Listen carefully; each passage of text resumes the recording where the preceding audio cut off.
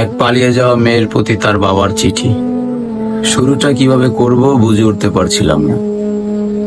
যেদিন তুই তোর মায়ের অস্তিত্ব ছেড়ে পৃথিবীতে ভূমিষ্ঠ হয়েছিলি, সেদিন থেকেই তোকে মা বলে ডাকতে শুরু করলাম।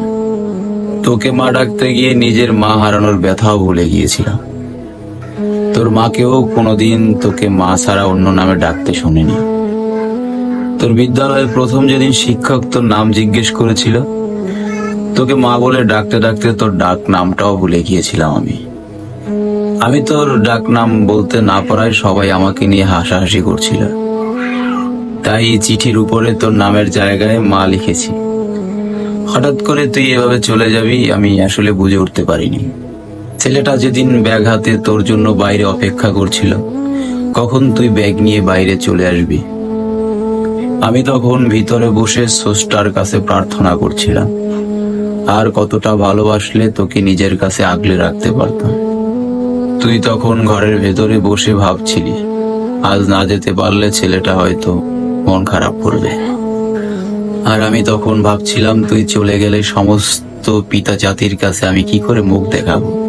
জানিস মা, তুই তোর 3 বছরের ভালোবাসা খুঁজে পেয়েছিস, কিন্তু আমার জীবন থেকে 20 বছরের ভালোবাসা হারিয়ে গিয়েছে।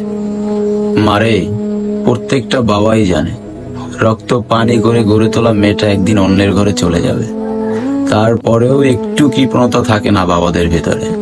বাবাদের ভালোবাসা শামুকের খোলসের মতো, বাইরে ঠিক যতটা শক্ত, ভিতরটা ঠিক ততটাই নরম। বাবারা সন্তানদের কতটা ভালোবাসে ঠিক বুঝাতে পারে না, তবে বাবার অনেক ভালোবাসতে জানে। জানি না মা, হয়তো আমার লেখাগুলো পড়ে তোর খারাপ লাগতে পারে, কিন্তু কি করব বল। তোরা তো যৌবনে পা রাখার পর চোখ, নাক, কান এগুলো সবকিছু বিবেচনা করে একটা ছেলের প্রেমে পড়িস। কিন্তু যেদিন প্রথম জানলাম তুই তোর মায়ের গর্ভে অবস্থান করেছিস, সেদিন তুই কানা না ল্যাংড়া, খোড়া না কালো না ফর্সা, এগুলো না জেনেই আমি তোর প্রেমে পড়েছিলাম। তাই আর কি এত কিছু লিখলাম। আমি জানি মা, তোদের সমস্ত সন্তানদের মনে একটাই প্রশ্ন, বাবারা কেন তাদের পছন্দের মানুষটাকে বুঝতে চায় না, তাই তো? এই প্রশ্নের উত্তরটা তোর ঘাড়েই থাকলো। যেদিন তুই নিজে সন্তানের মা হবি, সেদিন বুঝবি। সেদিন ঠিক এই প্রশ্নের উত্তরটা তুই খুঁজে পেয়ে যাবি। তোরা যখন একটা ছেলের হাত ধরে পালিয়ে যাস, তখন ওই ছেলেকে ছাড়া জীবনে আর কিছুই প্রয়োজন মনে করিস না। কিন্তু একমাত্র বাবাই জানে তার জীবনে তার মেয়েটাকে কতটা প্রয়োজন। যেদিন আমি তোর মাকে তোর নানুর কাছ থেকে গ্রহণ করেছিলাম, সেদিন প্রতিজ্ঞা করেছিলাম, যদি প্রথম সন্তান মেয়ে হয় তাহলে নিজের মেয়েটাকে তার স্বামীর হাতে তুলে দিয়ে নিজেকে কন্যাদানের দায়িত্ব থেকে মুক্ত করব।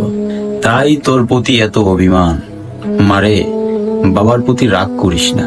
তোরা যদি অল্প দিনের ভালোবাসার জন্য পালিয়ে যেতে পারিস, আমরা বাবারা 20 বছরের ভালোবাসার জন্য বেপরোয়া হব না বল?